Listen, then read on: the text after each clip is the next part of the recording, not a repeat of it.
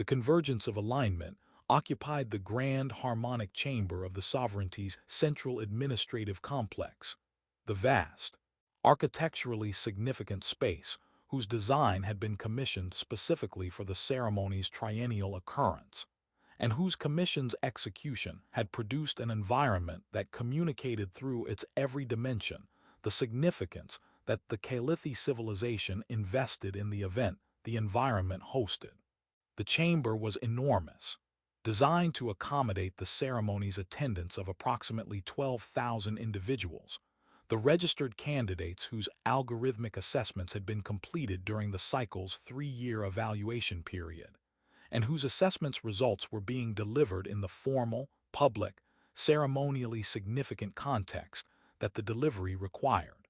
The chamber's architecture was the Calithi aesthetic at its most invested, the dark crystalline walls carrying the bioluminescent veining that Calithi ceremonial architecture used. The veining set to the deep gold and white illumination pattern that the convergence tradition prescribed. The pattern's significance being the specific chromatic expression that the Calithi cultural vocabulary used for events of cosmic alignment. The gold of Vel Heathen valued, the white of Vel Sauron intended, the combination expressing through the architectural medium the ceremony's meaning, the valued intentions of the cosmos made visible through the framework's calculations and the calculation's delivery. The ceremony was concluding. The final pairings had been announced, the framework's calculations delivered through the formal mechanism that the tradition prescribed.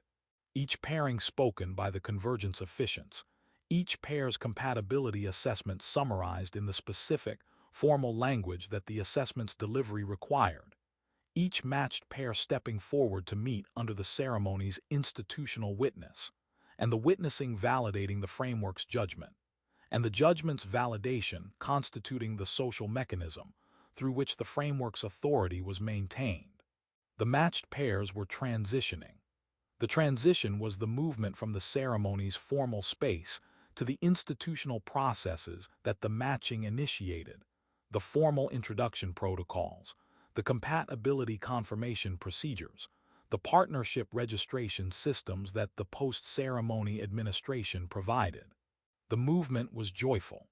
The movement was the physical expression of the ceremony's purpose fulfilled, pairs moving together, the specific, visible quality of people whose cosmic compatibility had been confirmed, and whose confirmation was the beginning of the partnership that the confirmation initiated. The movement was emptying the chamber. The emptying was the ceremony's conclusion's physical expression. The space that had been full becoming progressively less full as the matched pairs departed, the space's population decreasing as the departures accumulated, the decreasing producing the specific, progressive quality of a room whose purpose had been served for some of its occupants, and whose serving produced the departure that the serving's completion warranted. Some people remained. The remaining was the remaining of the unmatched, the individuals whose algorithmic assessments had not produced pairings, the people for whom the framework's calculation had returned the result that the calculation's range of results included, but that the including made possible rather than guaranteed. No compatible match identified. Aelith Vorthenes was standing in the chamber's eastern section, the area that the ceremony's spatial design designated for unmatched candidates, the area whose designation was itself a communication. The space existed because unmatched candidates existed, and the space's existence in the ceremony's architecture was the institutional acknowledgement that the framework's calculations did not match everyone, and that the not matching was a result that the ceremony's design needed to accommodate. She was 29. She was standing alone. The aloneness was the specific, comprehensive, three-dimensional aloneness of a person who was the only person in their immediate physical space, and whose onlyness was being observed by the people in the surrounding space, and whose observation made the onlyness public, and the public made the onlyness worse, because the observation was the mechanism through which the onlyness was given its social meaning, and the meaning was The cosmos has evaluated you 3 times and found you unsuitable 3 times, and the 3 times is the threshold, and the threshold has been crossed. She was beautiful. The observation was relevant because the observation's relevance was part of the cruelty, the specific, particular cruelty, that algorithmic rejection directed at people whose physical characteristics did not provide an obvious explanation for the rejection, and whose absence of obvious explanation made the rejection more devastating, because the devastation was compounded by the confusion of people who looked at her and could not identify in the looking what the framework had identified in the calculating, and the could not identify made the framework's judgment seem deeper and more fundamental than physical assessment could reach, the judgment operating at a level that the observable could not access, and the inaccessible making the judgment more authoritative because the authority was invisible. She was 5'6", the moderate height that placed her in the median range of Calithi female variation. Her features were fine, the angular Calithi facial architecture rendered in a geometry that was delicate and precise, carrying the quality of defined beauty that precise architecture produced when the architecture was balanced, and the balance was natural. Her skin was pale twilight blue, the lighter Calithi pigmentation, carrying the luminosity that the chamber's ceremonial lighting was catching with the clarity that the lighting was designed to provide. Her eyes were deep violet, large, carrying the enhanced Calithi perception with a depth that the eye's proportional size and the depth's combination produced as striking. The eyes possessing the specific quality of intelligence and sensitivity that eyes possessed when both were present at significant levels, and when both were visible in the eyes, because the eyes were expressive enough to display what was behind them. Her hair was dark copper, arranged with the careful formality that the ceremony's dress code required, the arrangement reflecting the effort that the ceremony's importance warranted, and the effort's evidence making the arrangement carry the specific, painful quality of care, applied to an occasion that the care's application assumed would produce a different outcome than the outcome the occasion had produced. Her bioluminescent patterns were dim. The dimness was not the controlled, managed suppression that Calithi social discipline maintained in public contexts. It was the specific, involuntary diminishment that emotional depletion produced in the chromatic system, when the depletion exceeded the system's capacity to maintain standard output. The patterns were present but reduced, the pale, desaturated expression that the Calithi chromatic vocabulary classified as Velkorith Sornine. Diminished self, the bioluminescent expression of a person whose sense of their own value had been reduced, and whose reduction was visible because the reduction was genuine, and the genuine was what the chromatic system expressed. 3 cycles, 9 years, 400 billion potential partners, no match. The framework's verdict was not ambiguous. The framework's verdict was the specific, mathematically derived, computationally validated conclusion that the cosmos-spanning optimization system produced when the system processed her parameters against every available candidate, and the processing returned the result that the processing's design made possible. Fundamental incompatibility. Velkorith Thalninis. The designation that said the incompatibility was not circumstantial, not the result of an insufficient candidate pool or an unlucky cycle, or the statistical variance that any system of this scale would occasionally produce. The designation said the incompatibility was inherent, constitutional, a characteristic of who she was rather than a limitation of who was available. The cosmos had evaluated her. The cosmos had found her wanting. The cosmos had performed this evaluation 3 times, and had found her wanting 3 times, and the 3 times was the threshold, and the threshold's crossing was the civilizational verdict that the threshold represented. This person is fundamentally unsuitable for partnership. She was preparing for what came next. The next was social exile, the specific, culturally codified consequence that 3-time non-selection produced, the consequence not dramatic but systemic, not punishment but classification. the reclassification of a person from partnership eligible to partnership excluded, and the reclassification's systemic expression in every social and institutional dimension that partnership eligibility affected, which was every dimension because the Calithi social architecture was built on the assumption that partnership was the baseline condition, and the baseline's absence was the deviation, and the deviation's persistence across 3 cycles was the evidence that the deviation was permanent. The human was in the observation gallery, the elevated section of the grand harmonic chamber that the ceremony's design designated for non-participant observers, the space providing the vantage point that observation required, while maintaining the separation that observation's non-participant status demanded. The gallery was where the credentialed observers watched the ceremony from, the academic researchers, the diplomatic witnesses, the institutional representatives whose presence was authorized by the framework's provisions for interspecies cultural documentation, and whose authorization placed them in the gallery's separated, elevated, non-participant position. Dr. Callum Ward occupied the gallery with the specific quality of a person who was professionally engaged with what he was observing, and whose professional engagement was producing the sustained, focused attention that professional observation generated when the observation was the observer's purpose, and the purpose was genuine. He was 33.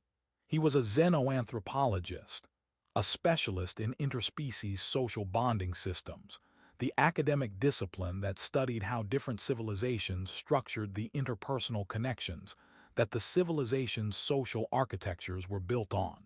His current fieldwork was the documentation of the Calithi matching ceremony, a case study in algorithmic partnership selection, the specific, detailed, academically rigorous documentation of a civilization's most significant social technology in operation. He was 5'10", lean, carrying the frame that academic fieldwork produced, not the physical development of manual labor, but the specific, wiry fitness of a person whose professional life involved sustained travel, extended observation periods, and the general physical engagement that fieldwork in unfamiliar environments generated. His face was thoughtful, the features carrying the quality of sustained analytical engagement that academic work developed in the features that the engagement was performed through, the face of a person whose default mode was observation, and whose observation was performed with the genuine curiosity that made the observation a characteristic rather than a technique. Brown eyes, warm behind the analytical quality, the specific combination of intellectual precision and personal warmth that some researchers maintained when the research was conducted with genuine interest in the subjects rather than clinical distance from them. His hair was dark, slightly disordered, the specific state that extended observation sessions produced in hair whose maintenance was secondary to the observation's focus. He was taking notes. The notes were the detailed, systematic documentation that his research methodology required. Observations of the ceremony's social dynamics, the matched pairs' interactions, the institutional mechanisms through which the framework's calculations were performed and delivered and validated. The notes included observations of the unmatched, the individuals whose non-selection was part of the ceremony's social output, and whose non-selection's social processing was part of the social dynamics he was documenting. He had noticed her. The noticing was professional, the observation of a person whose position in the ceremony's social architecture was relevant to his research, and whose relevance made the observation part of his documentation. He had noted her position. He had noted her isolation. He had noted the diminished bioluminescent patterns that the isolation's emotional dimension produced. He had noted these things with the professional attention that his research required, and with the personal awareness that the professional attention did not fully contain. The awareness of a person who was watching someone experience public devastation, and whose watching was generating the human response that watching someone experience devastation generated regardless of the watching's professional context. He did not know her name. He did not know her designation. He knew what his observation provided. A woman, alone, at a ceremony whose purpose was pairing, whose aloneness communicated the specific, devastating message that aloneness at a pairing ceremony communicated. She saw him. The seeing was not the idle visual registration of an environmental feature. It was the specific, deliberate, focused seeing of a person who was looking, and whose looking had been transformed by the framework's verdict from the approved scope, looking that the ceremony's participants performed, looking at the matched pairs, looking at the ceremony's institutional processes, looking within the framework's sanctioned visual field, to the unapproved scope looking that the framework's rejection made possible, because the rejection had removed her from the framework's scope, and the removal's consequence was the freedom that the removal provided. The freedom to look at things the framework did not contain. The human was outside the framework. The human was in the observation gallery, elevated, separated, non-participant. The human was not registered, not assessed, not evaluated. The human existed in the computational system's blind spot, the space that the system did not process because the system was not designed to process it, and the not designed meant the space was invisible to the system, and the invisible meant the system had no opinion about the space's contents. The framework had evaluated 400 billion K-lithy individuals and found none compatible with her. The framework had not evaluated the human. The framework could not evaluate the human. The human species was not in the system. The human's biological parameters were not in the database. The human's existence was outside the framework's scope, and the outside meant the framework had no verdict, and the no verdict meant the human occupied the specific, unprecedented, terrifying space of a person about whom the cosmos had rendered no judgment. No judgment, not rejection, absence. The framework had not rejected the human for her. The framework had not considered the human at all. The human existed in the space where the framework's authority did not reach, and the not reaching meant the space was uncontrolled, and the uncontrolled meant the space was free. She moved. The movement was the most consequential movement of her life. The physical displacement from the ceremony's eastern section toward the observation gallery. The movement crossing the spatial boundary between the ceremony's participant space and the observer space, the boundaries crossing being the first protocol violation, and the violation being the beginning. The movement was visible. The movement was observed, the ceremony's remaining occupants tracking the movement of a 3-time unselected woman moving toward the observation gallery with the specific, growing awareness that the movement's direction and the movement's purpose were connected, and the connection's implications were producing the growing alarm that the implications generated. She reached the gallery's access point. The access point was not barred. The gallery's separation was spatial rather than physical, the boundary maintained by convention rather than mechanism. The convention being the institutional expectation that participants and observers occupied their respective spaces, and that the occupation's maintenance was voluntary, because the voluntariness was the expression of the respect that the ceremony's institutional significance commanded. She crossed the boundary. The crossing was the second violation, the spatial expression of the protocol breach that the crossing constituted, the movement from participant space to observer space being the physical act that the institutional rules classified as unauthorized, and the unauthorized performance being the act that the performance's witnesses were observing with the escalating alarm that unauthorized acts produced in institutional contexts. She walked to where the human was standing. The walking was direct, the trajectory carrying no hesitation, no uncertainty, the straight-line path of a person who had identified a destination, and whose identification was being translated into movement with the specific, determined quality that destinations produced when the destinations were important, and the importance was the fuel that the determination burned. Callum looked up from his notes. The looking up was the response to the approaching figure, the perceptual system registering the approach and redirecting attention from the documentation to the approacher. The registration produced the specific, surprised expression that unexpected approaches produced, the expression of a person who was in an observation capacity, and who was not expecting to become the observed's destination, and whose not expecting was being revised by the approaching figure's trajectory. She stopped in front of him. The stopping was the arrival, the destination reached, the distance closed, the specific proximity that the stopping produced being the proximity that the ceremony's tradition used for the formulation she was about to deploy. The proximity of proposed partnership, the physical distance that the sacred question's delivery required between the question's speaker and the question's recipient. Her bioluminescent patterns were no longer dim. The patterns had shifted during the approach. The movements. She looked at him. He looked at her.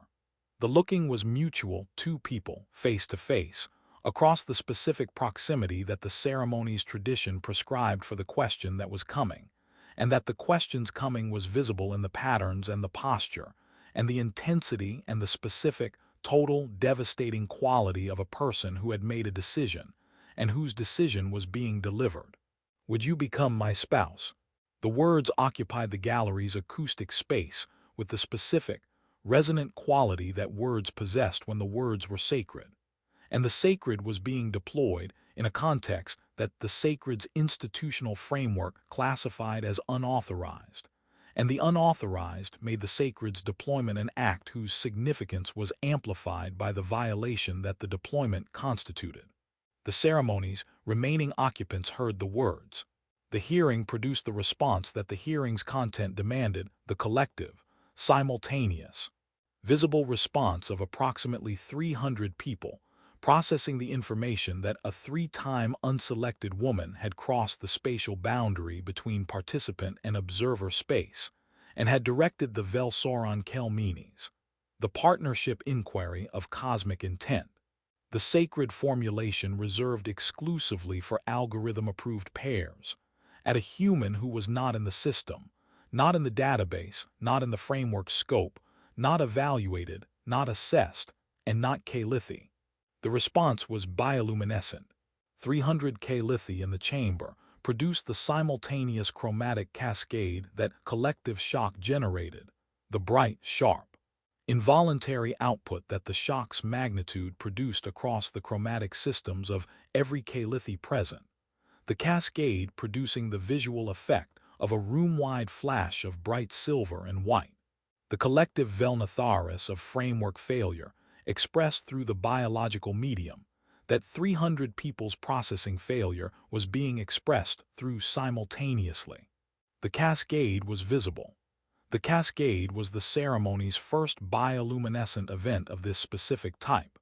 The collective chromatic expression of civilizational-level shock, the visual evidence that the event being witnessed exceeded the collective framework of every person witnessing it.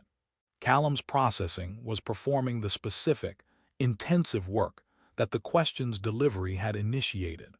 The processing's resources were being allocated across multiple simultaneous tasks, the linguistic processing of the words themselves, the cultural context processing that his professional training was providing, the recognition that the Velsoran Kelmenes was a formulation with specific, sacred, culturally regulated significance, the social context processing of the ceremony's remaining occupants' response, the visible shock, the collective bioluminescent cascade, the specific quality of a room full of people who had just witnessed something they classified as profoundly unauthorized, and the personal processing of a man who had been asked a question whose content, beneath the cultural packaging, was, "Will you marry me?" He said, and the word was the specific, incomplete vocalization that processing produced when the processing was ongoing, and the ongoing's duration exceeded the vocal system's capacity to wait for the processing's completion. "I need to understand what just happened." "I have asked you to become my partner," Aelith said, and her voice carried the specific quality that voices carried when the voice's owner had committed to an action, and the action's commitment was sustaining the voice through the aftermath that the action produced. The voice steady because the steadiness was the discipline that the action's magnitude required, and the magnitude was providing the adrenaline that the discipline used for fuel. I have asked you using the Velsoran Kelmenes, the partnership inquiry. The inquiry is reserved for algorithm-approved pairs. You are not algorithm-approved. You are not in the system. The system has no evaluation of you. The system has no verdict on your compatibility with me or with anyone. I know I'm a researcher. I'm observing the ceremony. You are outside the framework. The framework cannot evaluate you. The framework has evaluated 400 billion K-Lithi individuals and found none compatible with me. The framework has evaluated me 3 times across 9 years and concluded that I am fundamentally incompatible with partnership. The framework's conclusion is treated by my civilization as cosmic verdict, the universe's mathematical assessment of my suitability for connection, rendered through the computational infrastructure that my civilization uses to determine who may partner with whom. And you're asking me. I am asking someone the framework cannot evaluate. I am asking someone who exists outside the system's scope. I am asking someone whose species does not use compatibility algorithms and whose species partnership practices are based on. She paused. The pause was the specific, precise interruption that occurred when a concept's articulation required the selection of the word that most accurately expressed the concept, and the selection was being performed under conditions that made the selection important. Choice. Your species partnership practices are based on choice, individual choice. The choice of one person selecting another person through the mechanism of wanting and the wanting being sufficient, and the sufficient not requiring computational validation. That's approximately how it works. I am choosing you. I am choosing you through the mechanism that your species uses, and that my species does not use, and that my species not using is the reason I am standing here asking a human researcher to be my partner, instead of accepting the framework's verdict that I am unsuitable for partnership. The context was loading. The loading was the professional knowledge that his training provided, the academic understanding of the K-Lithi matching system, the cultural significance of the Velsoran Kelmenes, the social consequences of 3-time non-selection, the civilizational weight of the Velkorath Thalnini's designation, assembling into the comprehensive understanding that the loading produced when the loading's components were organized by the context that the woman's words were providing. She was not performing desperation. The recognition arrived with the loading's progression, the understanding that what was happening was not the panicked act of a person grasping at the nearest available option. She was performing rebellion. The rebellion was specific, deliberate, philosophically coherent. The act of a person who had been judged by a system, and who was rejecting the system's judgment not through passive refusal, but through active demonstration of the alternative. The alternative being choice, individual choice, the specific, revolutionary concept that a person could select a partner without requiring the cosmos to approve. "You're not asking me to rescue you," he said, and the statement was the professional recognition rendered as personal communication. The understanding that the action's meaning was not what the action's surface suggested, and that the meaning's depth exceeded the surface's appearance. "I'm not asking you to rescue me. I am offering you what my people denied me, choice. I am asking you because the asking is an act of choosing, and the choosing is the thing the framework replaced, and the replacement is the thing I am rejecting. The framework selected for 400 billion people and found no one for me. I am selecting for myself and finding. Her patterns were bright. The white violet of declared intent was steady, the specific, sustained chromatic expression that the declaration's commitment produced, and the commitment's sustainability was the evidence that the commitment was genuine. I am finding someone who is outside the framework's scope, someone the cosmos has no verdict on, someone whose species builds partnerships through the specific, terrifying, unoptimized mechanism of 2 people deciding they want each other, and the deciding being enough. Callum stood in the observation gallery of the Grand Harmonic Chamber and processed the offer. The processing was no longer purely analytical. The professional framework that his training provided was still operating, still contributing the cultural and contextual understanding that the professional framework was designed to provide. But the operating was being accompanied by the personal processing that the professional's parallel operation could not prevent, and that the personal's contribution was the recognition that the offer's content, beneath the cultural packaging and the civilizational implications and the institutional violation, was a person standing in front of him and asking to be chosen. She was asking to be chosen, not optimized, not algorithmically validated, not computationally confirmed as compatible through the assessment of parameters against a database of 400 billion alternatives. Chosen. The specific, individual, personal act of one person looking at another person and deciding that the deciding was sufficient and that the sufficient did not require the cosmos to agree. He looked at her. The looking was the specific, sustained, honest attention that the situation required, the attention of a person who was being asked something important and whose asking was being received with the seriousness that the asking warranted. He saw the violet eyes that carried intelligence and sensitivity. He saw the fine features whose beauty the framework had declared irrelevant to compatibility. He saw the bioluminescent patterns whose declared intent brightness was the visible evidence of a decision made and a commitment sustained. He saw the specific, vulnerable, determined, rebellious quality of a person who had been told by the most comprehensive computational system her civilization possessed that she was unsuitable for partnership, and whose response to being told was to stand in front of a human researcher and demonstrate that the telling was an opinion, not a fact, and that the opinion was rejected. "I need you to know," he said, and his voice carried the specific quality that voices carried when the voice's owner was navigating the space between professional analytical distance and personal emotional engagement, and the navigating was producing a voice that contained both. "That I am not going to answer this question the way your ceremony's protocol expects. The ceremony's protocol does not expect this question to be asked of a human researcher in the observation gallery. The protocol has no expectation for this situation." "Then I'll answer it without protocol." He looked at her. The looking was sustained, the brown eyes meeting the violet eyes across the specific proximity that the partnership inquiry's formulation required, and that the proximity was producing the specific, intimate quality that proximity produced when the proximity was occupied by two people who were facing each other with the honest attention that facing required when the facing was about something important.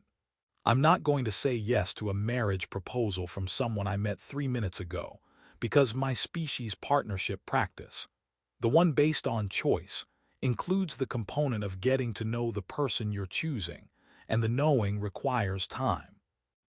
Her patterns flickered. The flicker was the specific, brief diminishment that rejection's anticipation produced, the chromatic system responding to the opening of the response with the preparatory adjustment that anticipated rejection triggered. "But," he said, and the word arrested the flicker, the word's conjunction quality communicating that the response was not complete, and the not complete meant the anticipated conclusion was premature, and the premature meant the flicker's basis was incorrect. "I am going to say that your question is the most philosophically interesting thing I have ever witnessed in 15 years of xenoanthropological fieldwork, and that the person asking it is someone I would very much like to know better, and that the knowing better is the first step in the process that my species uses for the thing you're asking about, and that the process starts with." He looked at her. He looked at the ceremony's remaining occupants, whose collective Velnatharis was still visible in the silver shimmer that 300 shocked bioluminescent systems were producing. He looked at the Grand Harmonic Chamber's architecture, the ceremonial space whose design expressed the civilization's investment in algorithmic partnership, and whose design was currently hosting the most significant rejection of that investment that the design had ever contained. The process starts with dinner, he said. Not a computationally optimized dinner, not an algorithmically assessed dinner. A dinner where two people sit across from each other and talk and find out if the talking produces the thing that talking produced when the talking was between people who might want to continue talking. And the might is the beginning, and the beginning is where choice starts. Dinner, the human preliminary assessment methodology for partnership compatibility, significantly less sophisticated than a cosmos-spanning computational framework, significantly more reliant on the participants' willingness to show up and be honest. The accuracy rate is, statistically, much worse than your frameworks, but the process has one advantage that the framework does not. What advantage? The process includes the people. The framework evaluates parameters. The dinner evaluates persons. The persons are not their parameters. The persons are the thing that shows up when the parameters are set aside, and the persons are allowed to interact without the cosmos telling them whether the interaction is permitted. Her patterns shifted. The white violet of declared intent transitioned, not diminished, but joined by something else, something that the transition's direction and quality communicated through the chromatic language that the direction and quality constituted. The deep, warm gold of Velheathen emerging beneath the white violet, the gold of something valued appearing because the thing being valued had just been encountered, and the encounter was the words and the words' content and the content's meaning, which was, I see you, I see the rebellion, I see the choice. I'm not saying yes to the marriage, I am saying yes to the beginning, and the beginning is enough.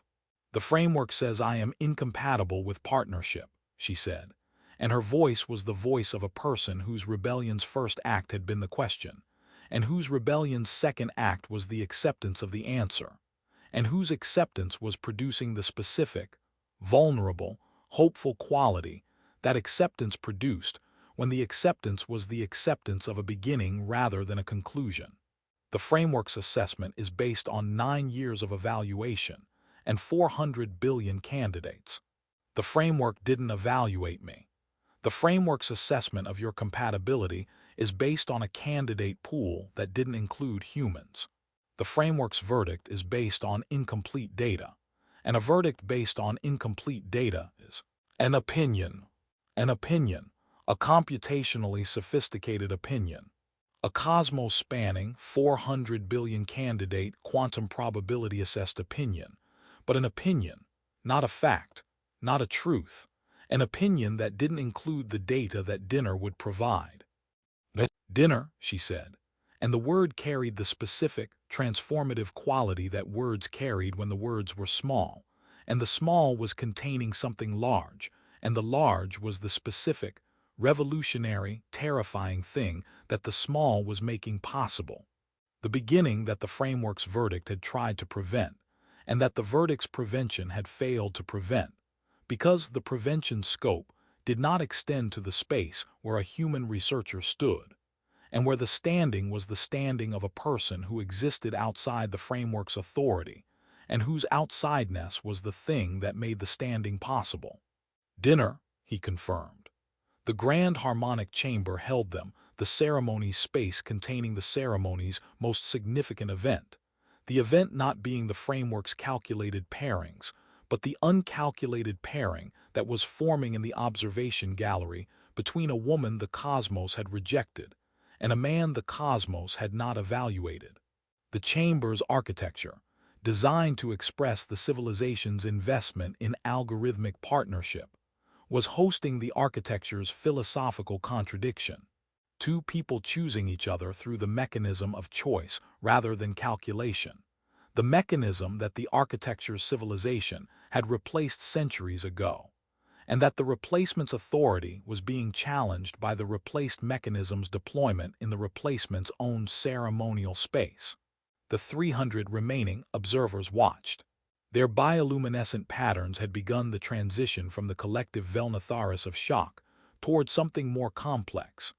The chromatic processing that complex emotional responses produced when the responses were not simple, and the not simple required the chromatic system to express multiple states simultaneously, and the simultaneously was producing the shifting, uncertain, complex patterns that civilizational-level cognitive recalibration generated. The framework had spoken. The framework's verdict was three-time rejection. The framework's authority was the authority of mathematics and computation and cosmic scale optimization. And in the observation gallery, a woman who had been rejected by the cosmos and a man the cosmos had not considered were agreeing to dinner, and the agreeing was the specific, small, revolutionary act that the agreeing constituted. The demonstration that choice existed outside the framework's scope, and that the existing was sufficient, and that the sufficient was going to be tested over dinner, and the testing was going to be conducted by two people whose compatibility the cosmos had rendered no verdict on, and whose no verdict was not rejection but freedom, and whose freedom was the beginning of whatever the freedom would produce. The beginning was dinner. The dinner was choice. The choice was the rebellion. The rebellion was two people sitting across from each other and finding out,